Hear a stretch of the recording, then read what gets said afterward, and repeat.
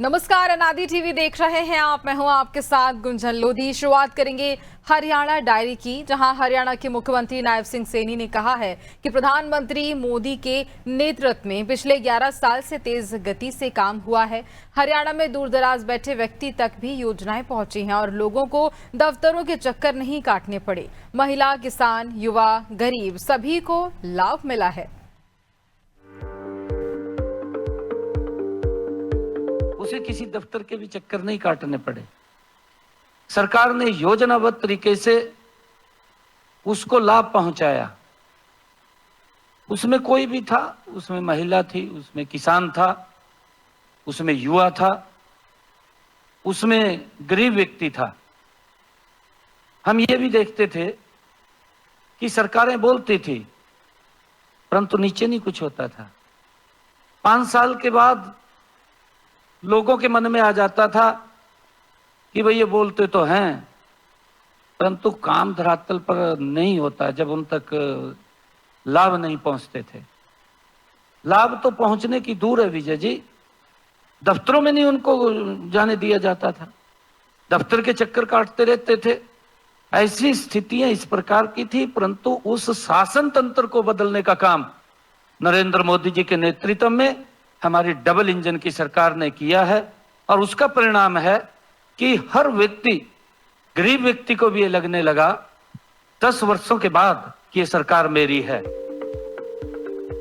CM Saini ने गुरुग्राम के hotel Crowne Plaza में हरियाणा स्वर्णिम शताब्दी की ओर थीम पर आधारित हरियाणा संवाद में कहा कि पहले हम ये देखते थे कि सरकारें बोलती थी लेकिन नीचे कुछ नहीं होता था। 5 साल बाद जनता सोचती थी कि ये सब तो बोलते हैं लेकिन काम धरातल पर नहीं उतरते थे। सीएम सैनी ने कहा कि इस शासन तंत्र को बदलने का काम मोदी जी ने किया है। इसका परिणाम है कि गरीब, किसान, महिला, युवा को गर्व से लगने लगा है कि ये सरकार हमारी है। पहली बार ऐसा महसूस हुआ है। हमने देखा है कि युवा जब नौकरी पर जाता था तो सबसे ज्यादा संघर्ष युवाओं के माता पिता को करना पड़ता था। नरेंद्र मोदी जी ने प्रधानमंत्री किसान सम्मान निधि किसान को 6,000 रुपया 1 साल के अंदर उसका पहुंचाने का काम कर रहे हैं। मैं अगर अपने हरियाणा के किसान की बात करूं, मेरे हरियाणा के किसानों के 20 लाख किसानों के खाते में 7,500 करोड़ रुपया पहुंचाने का काम नरेंद्र मोदी की सरकार ने किया है। और मैं आपको बताना चाहता हूं कि किस प्रकार से ऑनलाइन करके किसान को, नहीं तो 6-6 महीने तक उसको फसल का पैसा नहीं मिलता था। मेरे किसान के 12 लाख किसान के खाते के अंदर आज 1,64,000 करोड़ रुपया उसने अपनी फसल मंडी के अंदर पहुंचाई। 48 घंटे के अंदर उसके खाते के अंदर पैसा पहुंचाने का काम हमारी सरकार कर रही है। मुख्यमंत्री नायब सिंह सैनी ने कहा कि मेरे कार्यभार संभालने के बाद ही लोकसभा चुनाव के लिए आचार संहिता लागू हो गई। एक ही दिन का समय मिला, उसमें नौकरियों की घोषणा की गई। आचार संहिता के दौरान हमने 100 दिन का एजेंडा तैयार किया था। हर दिन का एजेंडा तैयार किया।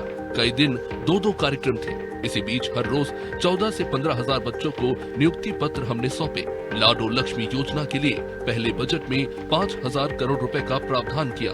मुझे खुशी है कि हमने 2 किश्तें लाडो लक्ष्मी योजना की पहुंचा दी है। 10 लाख बहनों को लाडो लक्ष्मी मिल रही है। हमने पहले बजट के अंदर लाडो लक्ष्मी योजना के लिए 5,000 करोड़ रुपए का प्रावधान किया। 25 सितंबर पंडित दीनदयाल उपाध्याय जी की जयंती के ऊपर हमने अभी पीछे एक ऐप लॉन्च किया और उसके अंदर हमने फेसिस के अंदर ये बात कही कि सबसे पहले 1 लाख इनकम वाले परिवार इसके अंदर एंटर करेंगे और हम उनको देंगे। मुझे खुशी है कि हमने 2 किस्तें लाडो लक्ष्मी की योजना की पहुंचा दी है। 10 लाख बहनों को लाडो लक्ष्मी पहुंच रही है। अप्लाई कर रहे हैं हर रोज 3 से लेकर के 4,000 नई बहनें उसके अंदर जुड़ जाती हैं, अप्लाई कर रही है। और हमने 285 करोड़ रुपया 2 किस्तों का बहनों के खाते में पहुंचाने का काम किया। जो हमने कहा उसको पूरा किया।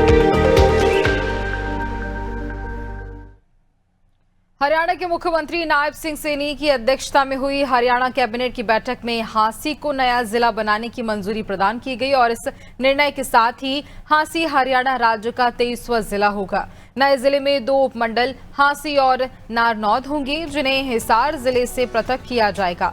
बता दें कि जहां 2 दिन पहले ही सीएम सैनी ने हांसी को नया जिला बनाने की घोषणा की थी और अब कैबिनेट बैठक में प्रस्ताव को मंजूरी प्रदान कर दी गई।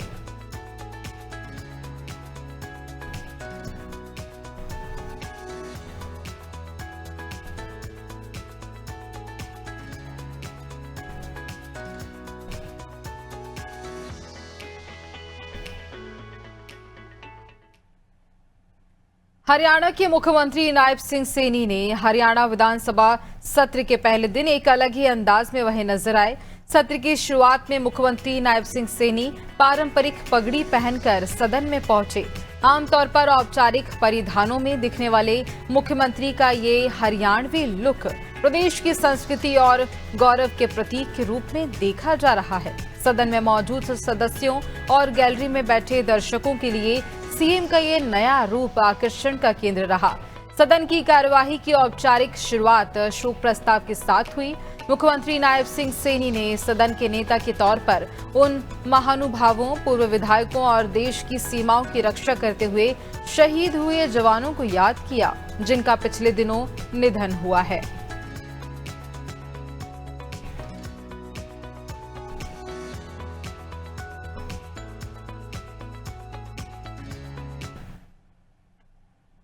हरियाणा के मुख्यमंत्री नायब सिंह सैनी ने हरियाणा विधानसभा के शीत सत्र के पहले दिन सदन में गुरु तेग बहादुर जी के शहीदी दिवस को लेकर चर्चा में कहा कि हम सभी ने मिलकर गुरु तेग बहादुर जी के बलिदान दिवस को मनाने का संकल्प लिया था। सीएम बोले, मैं कोई चर्चा नहीं करना चाहता क्योंकि ये विषय ऐसा है कि जब भी इसकी याद आती है तो हमारे रोंगटे खड़े हो जाते हैं। मुख्यमंत्री नायब सिंह सैनी ने श्री गुरु तेग बहादुर जी के 350वें शहीदी दिवस पर लाए गए सरकारी प्रस्ताव पर संबोधन देते हुए कहा कि श्री गुरु तेग बहादुर जी का जीवन और उनका बलिदान भारतीय सभ्यता की उस आत्मा का प्रतीक है जिसने धर्म, मानवता और न्याय की रक्षा के लिए सत्ता और अत्याचार के सामने कभी समझौता नहीं किया। उन्होंने कहा कि गुरुजी ने धर्म की रक्षा के लिए स्वयं को न्यौछावर कर दिया, लेकिन न्याय और अधर्म के आगे कभी नहीं झुके।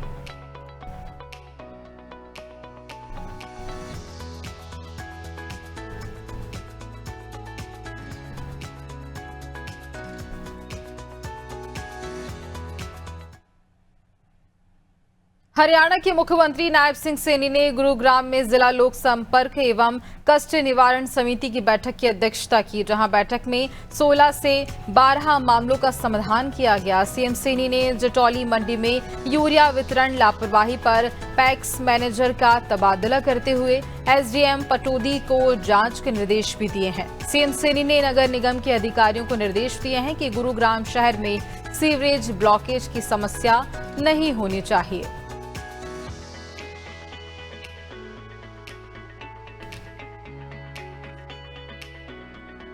तो देखिए, जिला लोक संपर्क एवं कष्ट निवारण समिति की बैठक होती है। मुख्यमंत्री नायब सिंह सैनी इस बीच मौजूद होते हैं इस बैठक के बीच, और सभी को निर्देशित भी किया जाता है।